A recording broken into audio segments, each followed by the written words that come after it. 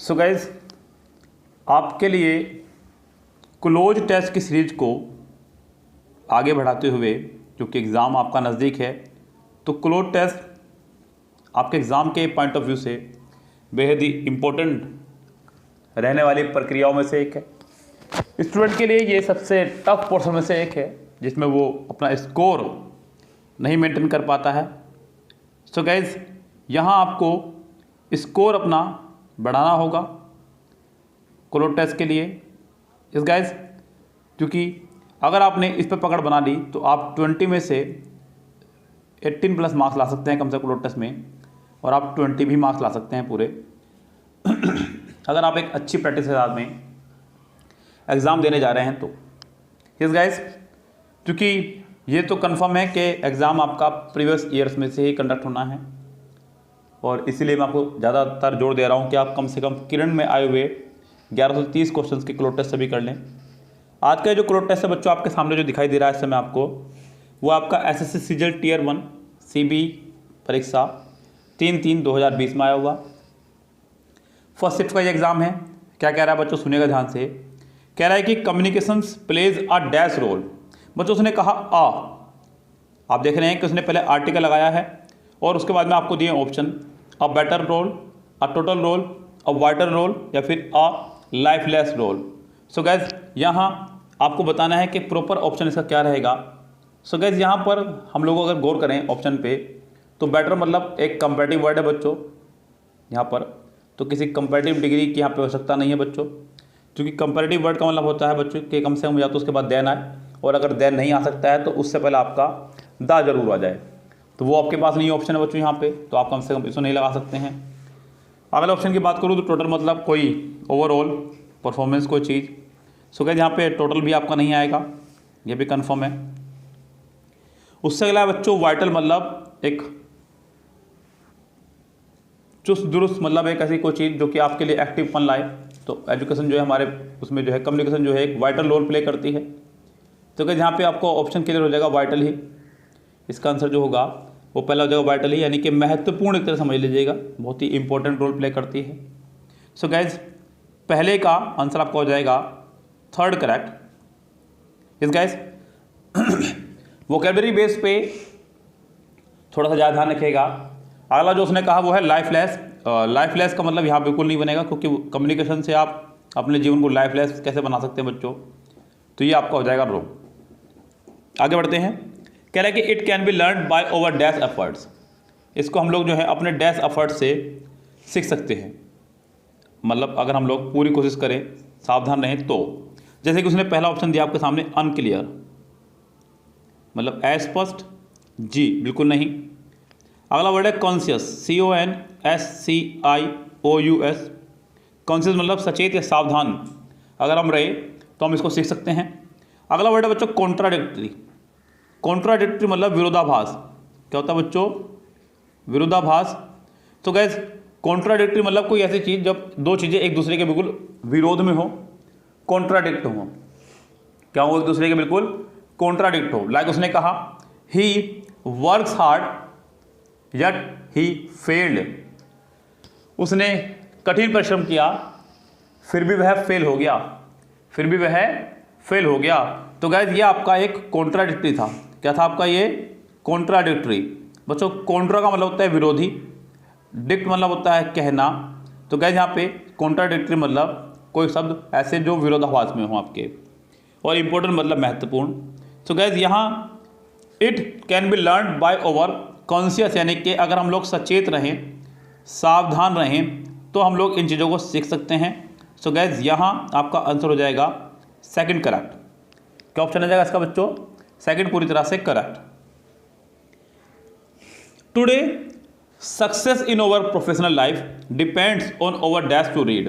बच्चों, यहाँ 11 से 3 में एक जो खास बात देखने को मुझे मिल रही है ऑप्शन में, वो मुझे दिख रहा है फिल इन द ब्लैंक्स के बाद में ऑप्शन आपका एक, वो है 2। क्या दिखाई दे रहा है बच्चों आपको? 2। बच्चों, यहाँ मैं आपको बता दूँ, वोकेबलरी बेस चलेंगे हम लोग लेकर के। जैसे कि उसने पहला ऑप्शन आपके सामने रखा वैरायटी। बच्चों, वैरायटी के साथ में हम लोग हमेशा ऑफ का इस्तेमाल क्या करते हैं? किसका क्या करते हैं बच्चों?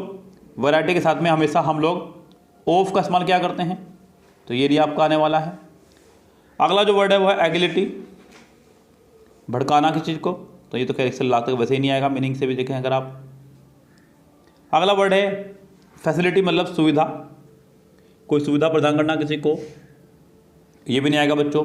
अगला वर्ड है हमारा एबिलिटी। बच्चों मैं आपको बता दूं कि एबल के साथ में हमेशा हम लोग टू का इस्तेमाल करते हैं, जो कुछ ने आपको दिया भी है। सो गाइस यहाँ आपका 1103 का ऑप्शन हो जाएगा फोर्थ करेक्ट, जो कि एक नाउन है। क्या बच्चों? एक नाउन। हालांकि सभी नाउन है आपके, वैरायटी, एगिलिटी, फैसिलिटी और एबिलिटी, लेकिन आपका आंसर हो जाएगा fourth correct, ability. So success today, success in over professional life depends on over ability to read. हम लोग कितना अच्छे से पढ़ पाते हैं किसी चीज़ को, ये हमारी सक्सेस के लिए भी ज़रूरी है। चलिए बढ़ते हैं आगे। Right and speak well which result in effective communication. अच्छा लिखना और अच्छा बोलना, इसका परिणाम जो है हमारे कम्युनिकेशन पर पड़ता है। Barriers dash communications hinder the communication process. बच्चों बैरियर्स जो हैं, यानी कि जो बाधाएं हैं, बैरियर्स डैश कम्युनिकेशंस, बैरियर्स जो हैं, बाधाएं जो हैं, डैश करती हैं कम्युनिकेशंस को। तो बच्चों बैरियर टू कम्युनिकेशन, यहाँ आपका इसके साथ फिक्स प्रिपोजिशन रहेगा टू। जो बाकी प्रिपोजिशन है जरा उनको देखिएगा। अगेंस्ट मतलब किसी चीज़ के विरुद्ध, जबकि बैरियर का मतलब अपना भी, किसी चीज़ को रोकना है, विरुद्ध ही है। अगला वर्ड है हमारा बाय, जो किसी के द्वारा के अर्थ में लगाया करते हैं, वो यहाँ नहीं रहेगा फिक्स। अगला वर्ड है फ्रॉम, फ्रॉम मतलब किसी ओरिजिनल प्लेस से आने के अर्थ में, जैसे कि मैं कहूँ कि आई कम फ्रॉम मेरठ, मैं मेरठ से आता हूँ, इस तरह से तब आप बात कर सकते हैं। सो गाइज यहाँ पर इसका आंसर करेक्ट हो जाएगा आपका टू करेक्ट, यानी कि थर्ड ऑप्शन हो जाएगा इसका करेक्ट। आगे बढ़ते हैं, कह रहा है क्या? It is very important to dash these things, these barriers. तो बच्चों हमें जो है इन बैरियर्स पे जो है काबू पाना है। साफ साफ मीनिंग पर चल रहा है। It is very important to dash these barriers, मतलब इन बैरियर्स को जो है हमें डैश करना है। अब मजबूत बनाना है कि आप इन बाधाओं को और मजबूत बनाएंगे, इनसे आप और अपने आप की कमजोरी बढ़ाएंगे? बिल्कुल नहीं। या फिर इनसे आप ओवरकम यानी कि काबू पाएंगे, क्रिएट इनको पैदा करना, सक्सीड इनको आगे बढ़ाना।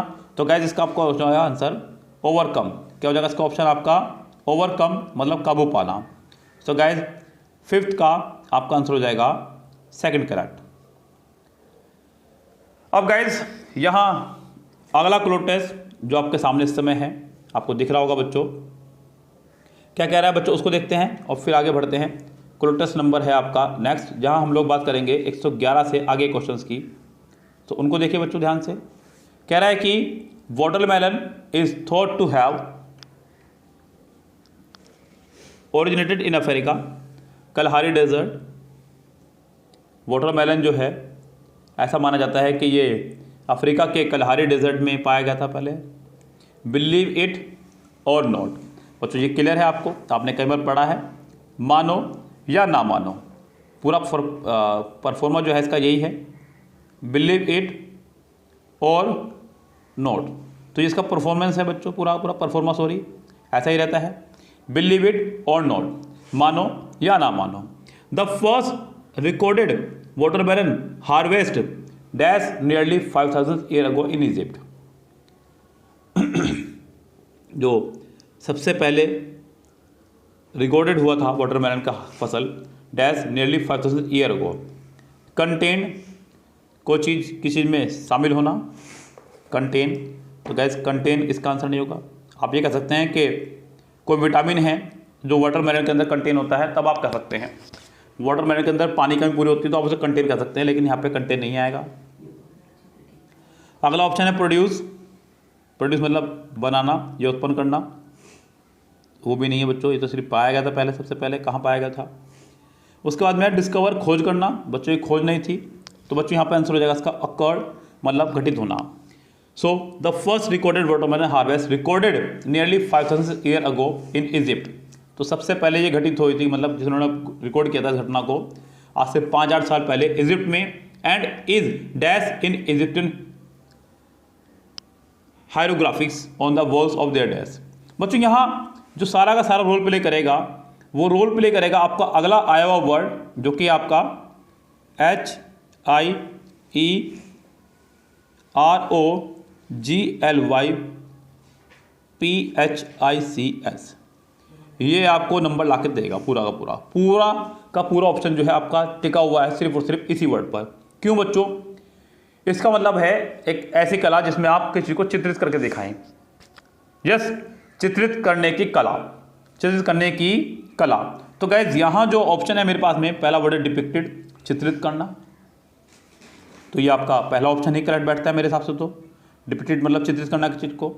डाइवर्टेड, किसी को डाइवर्ट करना यानी कि दिशा या मार्ग बदल देना किसी चीज़ का, तो बच्चों डाइवर्ट आपका ऑप्शन नहीं होगा, जैसे कि आप देख रहे हैं ऑप्शन में।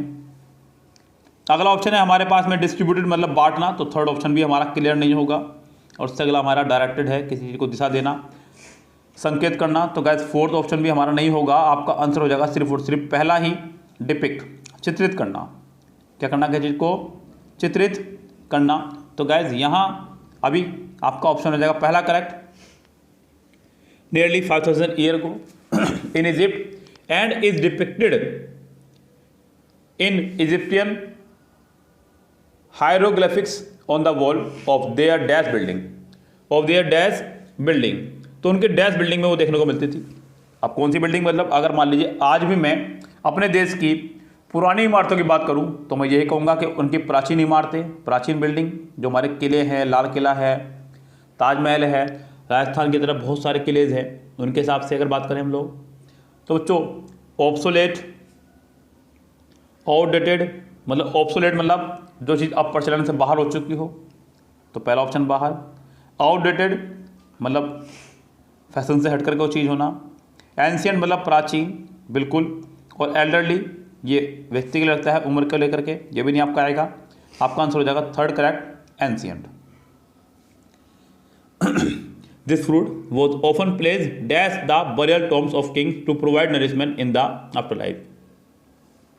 तो ये बच्चों फ्रूट जो है डैश किया जाता था बरियल में। बरियल बोलते हैं बच्चों दफनाने को, टॉम मतलब किसी की गुंबद वगैरह।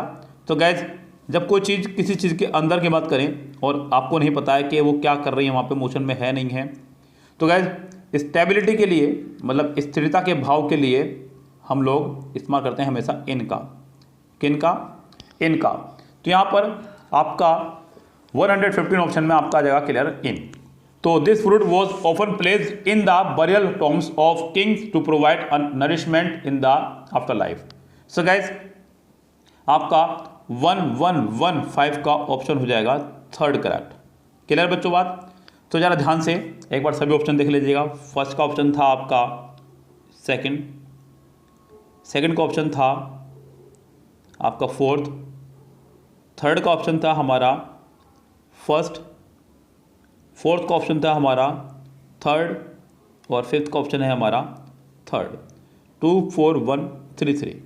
इस गाइस तो ये रहा पूरा क्लोटेस आपके सामने, आपको साइड में क्लोटेस दिख रहा होगा। सो गाइस इसी तरह के और क्लोटेस सोल्व करने के लिए हमारे साथ में अगर आप चाह रहे हैं कि पूरा एक क्लोटेस की अच्छे खासी सीरीज आप कर सकें तो जुड़े ये बच्चों हमारे साथ में। हम लोगों ने यहाँ पर पूरा कंप्लीट किरण क्लोटेस कराया है, साथ ही साथ MB बुक से भी करा रहे हैं काफ़ी क्लोटेस। सो गाइस ये पूरा का पूरा 100+ क्लोटेस की सीरीज में से आपको मैंने क्लोटेस कराया है। उम्मीद करता हूँ कि आपको समझ में आया होगा। अगर आप में से किसी को भी इसी तरह का पूरा क्लोटेस का कोर्स बाय करना हो तो आप बाय कर सकते हैं। 299 में पूरा कंप्लीट क्लोटेस कोर्स है फ्रॉम किरण। यस गाइस, तो फिलहाल गाइस अभी चलते हैं, लेते हैं आपसे विदा। मिलते हैं आपसे इवनिंग में एक नए टॉपिक के साथ में 9:30 बजे लाइव हम रहते हैं और 8 बजे सुबह को। इसलिए गाइस पूरा एक्टिव रहा करें आप सुबह 8 बजे और रात को 9:30 बजे। यस गाइस, तो फिलहाल गाइस चलते हैं, लेते हैं आपसे विदा। Goodbye, have a nice day.